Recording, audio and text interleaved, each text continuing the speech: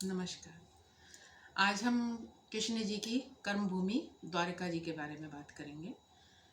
द्वारका को का दूसरा नाम द्वारावती भी है। इसको कई नामों से बुलाते हैं वैसे द्वारा को, लेकिन द्वारावती भी इसको बोलते हैं। और द्वारका का नाम द्वारका ही क्यों पड़ा, क्योंकि इसके जो चारों तरफ है वो बहुत लंबी लंबी दीवारें हैं और उसमें बहुत सारे द्वार थे।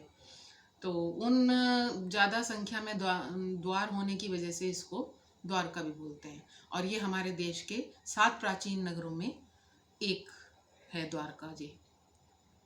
जब कंस का वध किया कृष्ण जी ने, तो उसके बाद जो जरासंध था वो उस पे बहुत मतलब यादवों को और कृष्ण के पीछे पड़ गया।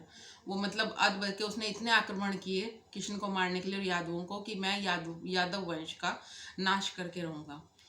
तो कृष्ण जी ने तब उनकी रक्षा के लिए यहाँ समुद्र में के पास समुद्र में एक नगरी बसाई। बहुत ही विशाल और बहुत ही अच्छी नगर बसाई, जो चारों तरफ से किले रूप में जिसे कहते हैं, मजबूत उसमें। और सब यादवों को वहाँ बसाया ताकि आक्रमणों से या यादवों की रक्षा हो सके। इसके पीछे का एक कारण ये भी है कि जब महाभारत में कौरव वंश का नाश हो गया तो गांधारी ने इनको श्राप दिया यादव वंश को कि जिस प्रकार कृष्ण जी ने कौरव वंश का नाश कर दिया, उसी प्रकार यादव वंश का भी नाश हो जाएगा। तो कृष्ण जी को वो बात याद थी कि गांधारी ने श्राप दिया है। तो उनको ये था कि जिस तरह आक्रमण हो रहे हैं और जरासंध पीछे पड़ा है, रोज आक्रमण करता है कि इस यादवों का नाश करने के लिए, तो इन्होंने द्वारिका नगरी बसाई। और उसमें उन्होंने 36 साल तक आराम से, मतलब बहुत अच्छे से राज किया और सब यादव सुखी और संपन्न रहे उसमें अंदर। लेकिन जब कृष्ण जी की मृत्यु हुई, तब कृष्ण जी की मृत्यु के बाद, और कृष्ण जी की मृत्यु भी ऐसे हुई कि कृष्ण जी एक बार जब उनको लग गया था कि अब मेरा अंतिम समय आ गया है, वो एक पेड़ के नीचे विश्राम कर रहे थे। तो कृष्ण जी के तलवे में एक आई शेप का निशान था।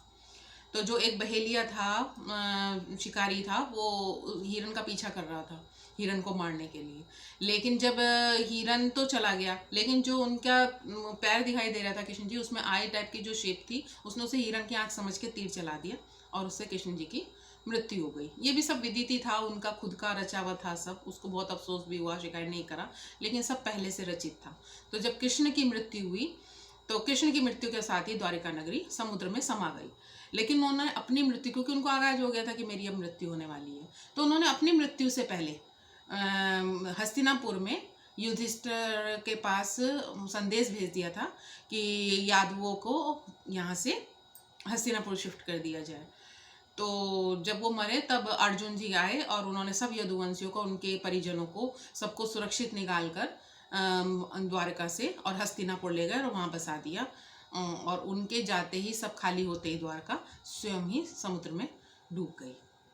तो द्वारिका जी इसलिए, और उसकी जो बहुत साल बाद, और जो ये 2005-2007 में गवर्नमेंट को सब प्रूफ भी मिले हैं कि हाँ ये उन्हीं की नगरी थी। और उसमें बहुत जो दीवारें थी या जो भी चीज़ें थी, वो सब जितना पुरानी है, 5000 साल पुरानी है जो भी, कि हाँ वो शो करती हैं कि ये सब कृष्ण की ही नगरी द्वारिका थी। और उसमें सब मिले भी हैं जितने प्रूव हैं कि ये कब डूबी और क्या है।